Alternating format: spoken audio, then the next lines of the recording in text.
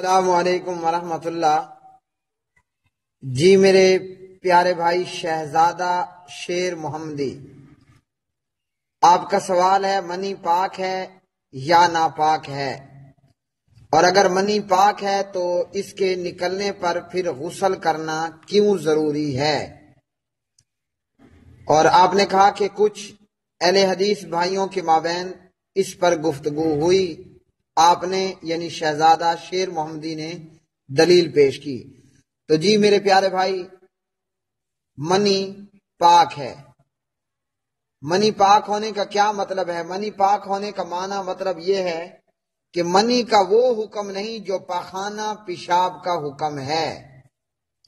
پیشاب کا ایک قطرہ، پیشاب کی ایک چھینٹ اس سے نہ بچنے والا اور نہ بچنے کی کوشش کرنے والا قبر کے عذاب کا حقدار ٹھہر جاتا ہے، جبکہ منی کے سلسلے میں یہ حکم نہیں ہے۔ حضرت اما عائشہ رضی اللہ تعالی عنہا کی آپ نے احادیث بیان کی ہیں کہ وہ نبی صلی اللہ علیہ وسلم کے کپڑوں پہ سے خشک منی کو کھرچ ڈالتی اور تر منی کو دھو ڈالتی تھی۔ تو بلوغ المرام اور صحیح بخاری وغیرہ۔ میرے پیارے بھائی، یہ احادیث اس معاملے میں بالکل واضح اور شفاف ہیں کہ منی پخانہ پیشاب ان کا ایک جیسا حکم نہیں ہے۔ پیشاب کا ایک بھی قطرہ ہو اسے دھونا پڑے گا، یہاں تک کہ ابو داود میں نبی صلی اللہ علیہ وسلم فرماتے ہیں یغسل من بول الجاریہ، پیشاب اگر بچی کا ہے، لڑکی ہے، 2 سال دودھ پیتی عمر کی بچی ہے، اگر وہ پیشاب کرے تو اس کے پیشاب کو دھویا جائے گا۔ وَيُرَشُّ مِن بَوْلِ الْغُلَامِ، اور جو لڑکے کا پیشاب ہے اس پر صرف چھینٹے مار دینا کافی ہے۔ اسی طرح دوسری حدیث جو بڑی عام ہے، 2 قبر والوں کو عذاب ہو رہا تھا، ان میں سے ایک وہ تھا جو پیشاب کے چھینٹوں سے بچنے کی کوشش نہیں کرتا تھا۔ اور یہاں یہ صحیح بخاری کی واضح شفاف حدیث کہ اماں جی عائشہ رضی اللہ تعالی عنہا خشک منی اپنے ناخن سے کھرچ ڈالتی اور تر منی کو دھو ڈالا کرتی تھی۔ اب ہمارے بھائیوں کا یا کچھ بھائیوں کا یہ کہنا کہ جی اگر یہ منی پاک ہے تو پھر اس کے نکلنے پر غسل کیوں ہے؟ میرے پیارے بھائیوں، یاد رکھیے دین کے مسائل میں عقل نہیں چلا کرتی۔ سیدنا مولا علی المرتضی رضی اللہ عنہ فرماتے ہیں اگر دین میں عقل کا کوئی دار و مدار ہوتا، یعنی دین کے مسائل کو عقل کے اوپر پرکھنا اور تولنا ہوتا، تو پاؤں کا مسح اوپر کی بجائے نیچے سے کیا جاتا تھا، نیچے سے کیا جاتا، جبکہ ایسا نہیں ہے۔ تو اب اس معاملے میں حضرت عائشہ رضی اللہ عنہا کی یہ حدیث دلیل ہے منی پاک ہونے پر، اور اس بات پر یہ حدیث دلیل ہے کہ منی اور پیشاب کا ایک جیسا حکم نہیں ہے۔ منی اور پیشاب کا ایک جیسا حکم نہیں ہے کہ وہ منی کو خشک ہونے پر کھرچنا اور تر ہونے پر دھو ڈالنا ہے۔ باقی حدیث ساری آپ کو شہزادہ شیر محمدی صاحب نے بیان کی ہیں۔ تو اللہ رب العالمین فرماتے ہیں سورۃ النساء میں، اعوذ باللہ من الشیطان الرجیم، یا ایھا الذین آمنوا لا تقربوا الصلاۃ وانتم سکارى حتى تعلموا ما تقولون ولا جنبا الا عابری سبیل حتى تغتسلوا۔ سورۃ النساء پارہ نمبر 5 ہے اور آیت نمبر ہے 43۔ ایمان والو نماز کے قریب مت جاؤ، یعنی نماز نہیں پڑھنی۔ یہاں لا تقربوا الصلاۃ سے مراد 2 باتیں ہیں، ایک مسجد میں بیٹھنا نہیں، ایک نماز نہیں پڑھنی۔ کب نماز نہیں پڑھنی؟ جب بندہ نشے کی حالت میں ہو، جب بندہ حالت جنابت میں ہو، اس کی منی نکل چکی ہو، سوائے اس کے کہ جو مسجد سے گزرنے والا ہو تو وہ گزر سکتا ہے۔ تو اس لیے محترم بھائی، یہ بھی اللہ کا حکم، اور منی کو کھرج دینا، دھو لینا، یہ نبی کی سیرت۔ اب پیارے نبی کو یہ اچھی طرح معلوم کہ میری زوجہ محترمہ مومنوں کی ماں خشک منی وہ کھرچ لیتی ہے ناخن سے اور تر کو دھو ڈالتی ہے، تو اس لیے نبی کی سیرت اور اللہ کا حکم یہ شریعت ہے۔ منی پاک ہے، اس میں یہ حضرت عائشہ کی یہ روایت رضی اللہ عنہ، منی نکلنے پر غسل کرنا ہے۔ سورہ نساء کی یہ آیت مبارکہ 43 پارہ 5۔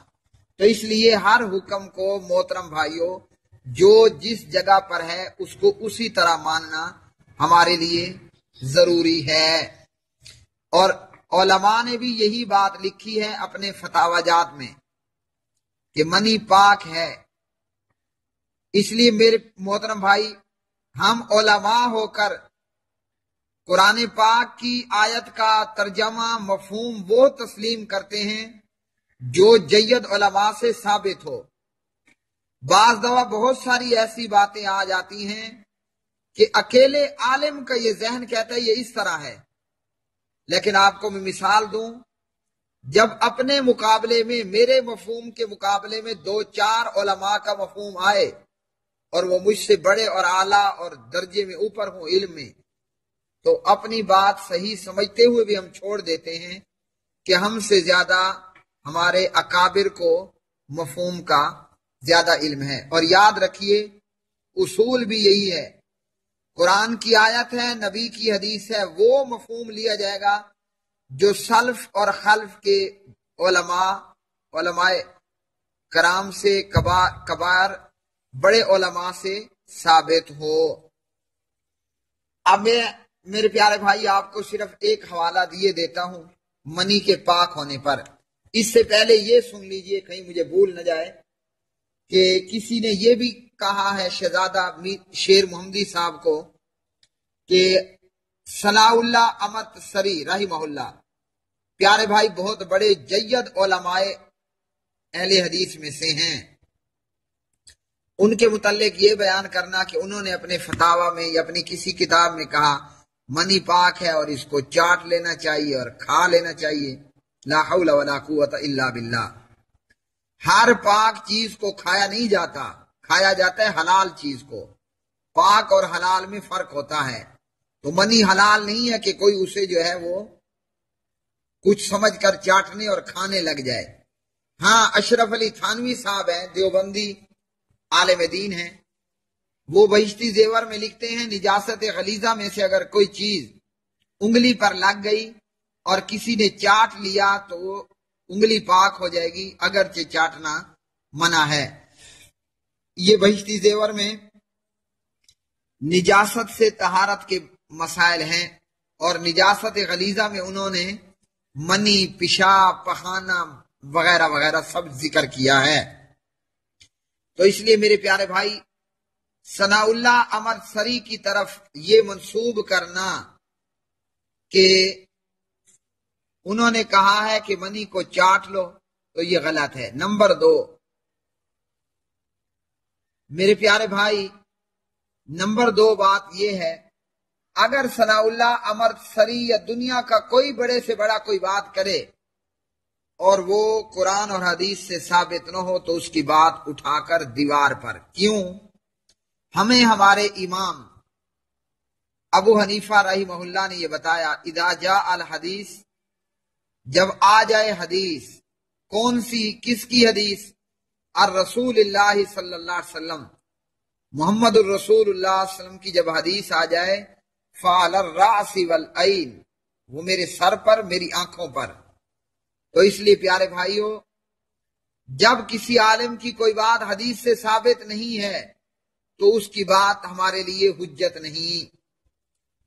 اہل حدیث کہنے والے خود کو وہ بھی سن لیں، کیونکہ ہم اہل حدیث ہیں، اہل ثناء اللہ، یا ہم جو ہے وہ اہل وحید الزمان یا فلاں فلاں نہیں ہیں۔ اور غیر اہل حدیث بھی سن لیں کہ ہم مقلد نہیں ہیں، ہم حدیث کی پیروی کرنے والے، اپنا ہو پرایا ہو، دور کا ہو نزدیک کا ہو، انجان ہو یا جان پہچان والا ہو، عربی اجمی کالا گورا جو بھی ہو، جس کی بات قرآن و سنت سے ثابت نہیں ہے ہم اس کی بات نہیں مانتے۔ تو اس لیے کوئی بھی عالم یہ بات کرے کہ منی کو چاٹ لینا صحیح ہے یا چاٹ لینا چاہیے وغیرہ وغیرہ، تو یہ تمام باتیں قابل تسلیم نہیں ہیں۔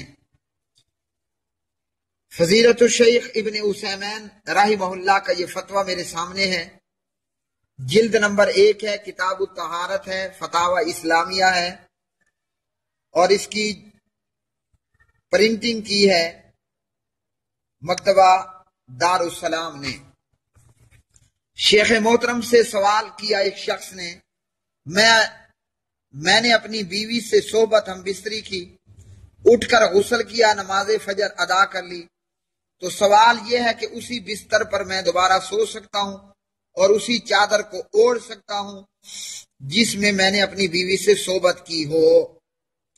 ابن عثیمین رحمہ اللہ جواب دیتے ہیں، منی پاک ہے، اس سے انسان کا بستر ناپاک نہیں ہوتا۔ اور دلیل کیا ذکر کی؟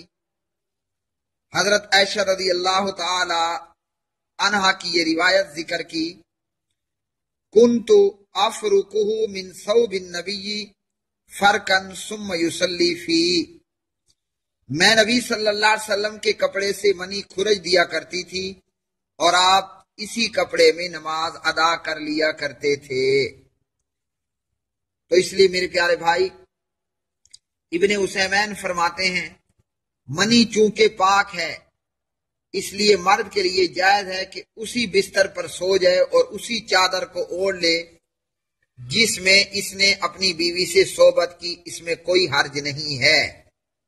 تو اس لیے پیارے بھائی، منی کا وہ حکم نہیں ہے جو پیشاب پخانے کا حکم ہے، چاٹنا کھانا، یہ چاٹنے کھانے کی کوئی چیز نہیں۔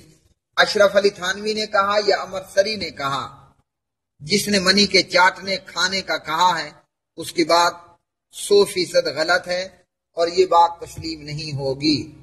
ہاں یہ ہے کہ منی پاک ہے، تازہ منی ہے، نماز کے لیے جانا ہے، کپڑے کو دھوئیے اور چلے جائیے۔ رات میں ہم بستری کی، کپڑے پر منی لگ گئی، اب نماز کے لیے جانا ہے، خود یا آپ کی بیوی ناخن سے یا کسی چیز سے اس کو کھرچے اور اللہ خیر صلاح جائے اور جا کر نماز پڑھے۔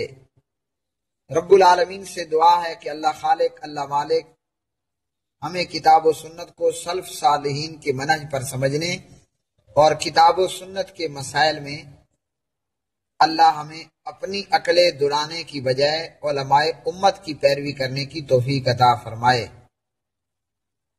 ھذا ما عندی واللہ تعالی اعلم بالصواب۔